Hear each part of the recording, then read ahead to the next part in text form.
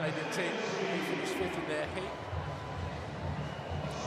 And the Australian team also very strong, really, but unfortunately just didn't make it, really. They finished 6th in their heat.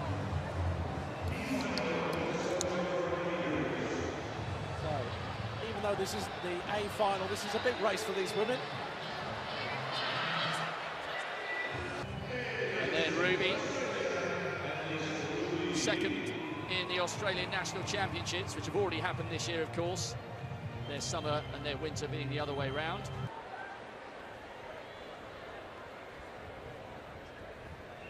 Set. So how fast will Clark go out? The Bahamian has Firmin to track on the outside. A fairly even start here at the moment. Martin's gone out well for Canada as they head down the back straight. The crowd on the far side of the arena are roaring their approval to Lynette Clark. And she's coming up now onto the shoulder of Firmin, and the crowd are responding in kind. Good run, though, by Jenna Martin of Canada. And the Australian Ruby is now starting to pick up her form on the inside.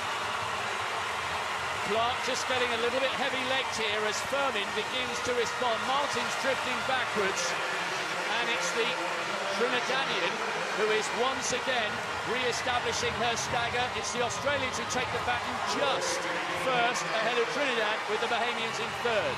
So the Australians on the inside with Morgan Mitchell there, and for Trinidad, Elena Brooks. And the crowd can see that Christine Amatil is gaining now for the Bahamas.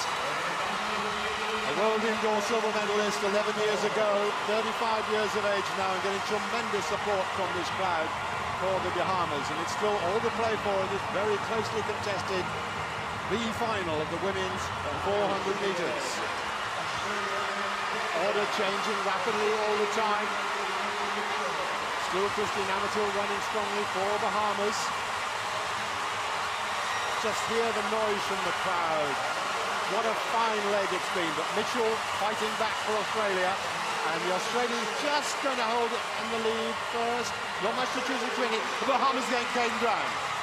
So Henfield has gone off like a rocket for the Bahamas on this third leg. She's been pursued by Gooley of the Australians, and look at the leg being turned in by Howell of Trinidad and Tobago. She's absolutely blazing past the Australian Gooley and is closing the stagger on Henfield of the Bahamas. Will she? She's gone into the lead. Will she pay for going out so hard, so early? Henfield, the advantage that she was handed the baton with has been eaten up as Gooley and Howell have gone storming past her. Howell now has beginning to tie up and rock and roll a little bit. Henfield is boxed in on the inside. Julie looking very strong indeed. The Australian under-23 400-metre champion 2009. Silver medalist in the 400 hurdles last year. And she is using that hurdle strength to give Australia a commanding lead on this fourth lane. Last leg now, and Perkin of Australia has got a 10-metre gap. And she's working hard, but they're closing her down.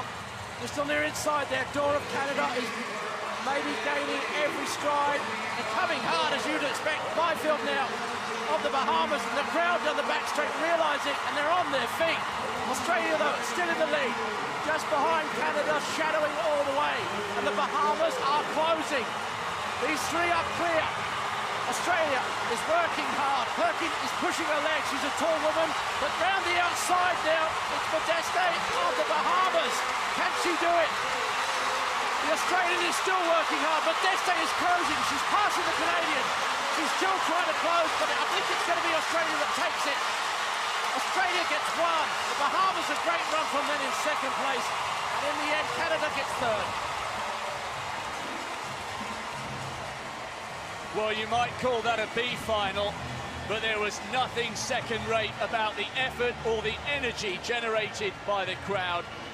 A fantastic race to watch, and the Bahamians came oh so close, but two fabulous legs by Morgan Mitchell heading out second for the Australians, and Jessica Gooley on the third leg was absolutely superb, and that was the advantage the Australians needed to hang on and beat the Bahamians. The speed and strength that Jessica Gooley demonstrated was absolutely remarkable. She put the hammer down from the back straight, and she maintained it all the way down the home straight to give Australia around a 10-metre gap going into that fourth and final leg. But all credit really also to their last leg runner, Lizzie Perkin there. Silver medals at the Australian Championship for about 4 or 5 times. She really did hold her form all the way. Big challenge coming from behind. It's difficult to do that. But it's great to see the Australian team coming away with something here. They've got a big team over, the Australians.